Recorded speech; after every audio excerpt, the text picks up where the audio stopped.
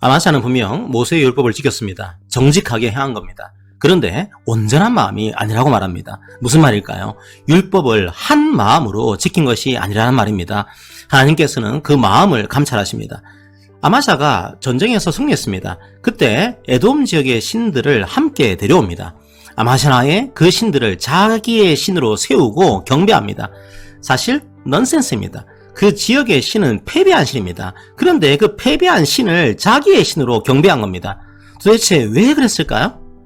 왕의 대로라고 하는 큰 길이 있는데요. 그 대로를 통해서 이집트로 가기도 하고 유럽을 가기도 했습니다. 에돔 지역이 그 왕의 대로에 있었던 거죠. 이런 중개무역으로 큰 돈을 벌었을 겁니다. 에돔은 부자였던 거죠. 에돔의 재력에 감탄을 한 겁니다. 와, 이 신들이야말로 정말로 대단한 신이구나 생각했을 겁니다. 자기들을 부자로 만들어줄 신인 거죠. 게다가 에돔의 신들은 그렇게 골치 아픈 요구사항도 없습니다. 성도 여러분, 우상의 특징이 뭘까요?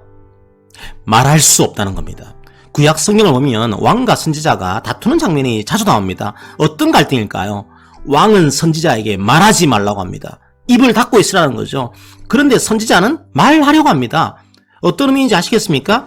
하나님께서 선지자를 통해서 말씀하는 겁니다. 하나님은 말 못하는 우상이 아니라는 겁니다.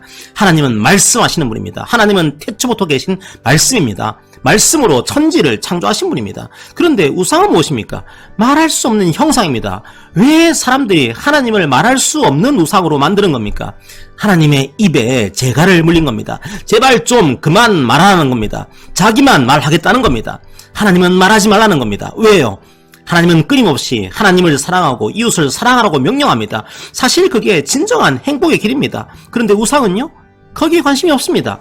이웃을 사랑하지 않아도 뭐라고 하지 않습니다. 이웃을 억압해도 이웃에게 폭력을 행사해도 침묵합니다. 말할 수 없으니까요.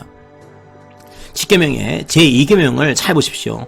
그냥 형상을 새기지 말라고 되어 있지 않습니다. 너를 위하여 새기지 말라고 되어 있습니다. 사실상 하나님을 형상으로 새기는 건 자기를 위해서입니다. 하나님은 침묵하라는 거죠. 성도 여러분, 우상 숭배의 본질은 무엇일까요? 자기의 돈과 자기의 쾌락을 위해서 우상을 섬긴 겁니다. 자기 숭배입니다. 자기를 숭배하기 위해서 하나님 외에 다른 신들을 두는 겁니다. 자기를 숭배하기 위해서 하나님의 형상을 새기는 겁니다. 자기를 숭배하기 위해서 하나님은 그만 좀 말하라는 겁니다. 하나님의 말씀은 듣기 싫다는 겁니다. 성도 여러분, 혹시 우리들도 하나님의 형상을 새기고 있지 않습니까? 돌과 나무로만 하나님의 형상을 새기는 건 아닙니다. 어떤 사람은 하나님의 형상을 돈으로 새깁니다. 돈이 곧 하나님이 됩니다. 어떤 사람은 하나님의 형상을 정치적인 신념으로 새깁니다. 어떤 정당과 어떤 정치인이 하나님이 되는 거죠. 어떤 사람은 하나님의 형상을 학점으로 새깁니다. 지식이 하나님이 됩니다. 어떤 사람은 하나님의 형상을 명예로 새깁니다. 권력으로 새깁니다. 사실상 명예와 권력이 하나님이 되는 겁니다. 하나님의 형상을 새긴다는 건 뭡니까? 자기를 숭배한다는 겁니다. 사실상 그 마음에 하나님의 말씀이 없는 겁니다. 바로 그게 아마샤의 마음이었던 거죠. 성도 여러분, 교회는 세상에 하나님의 마음을 보여주는 공동체입니다. 우리가 본받아야 할 예수님의 마음은 무엇입니까?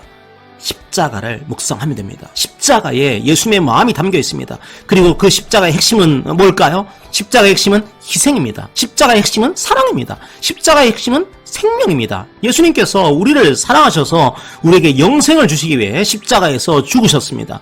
많은 사람들이 자기를 위해서 우상을 만듭니다. 돈을 숭배하고 명예를 숭배합니다. 권력을 숭배합니다. 하지만 우리의 마음은 십자가로 채워지기를 원합니다.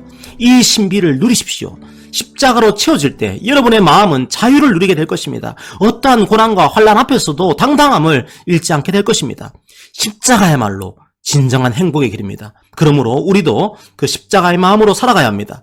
서로 사랑하는 것이 마땅합니다. 주님의 십자가를 기억하며 주위의 사람들을 사랑합시다. 그리고 주위 사람들에게 생명을 전합시다. 저주와 혐오의 메시지가 창궐하는 때입니다. 이 고난적 안에 주님의 십자가가 여러분의 마음을 채우시기를 기도합니다. 참된 행복을 누리시기를 기도합니다. 십자가가 생명이 되는 역사를 여러분의 삶에서 경험하시기를 기도합니다. 아멘.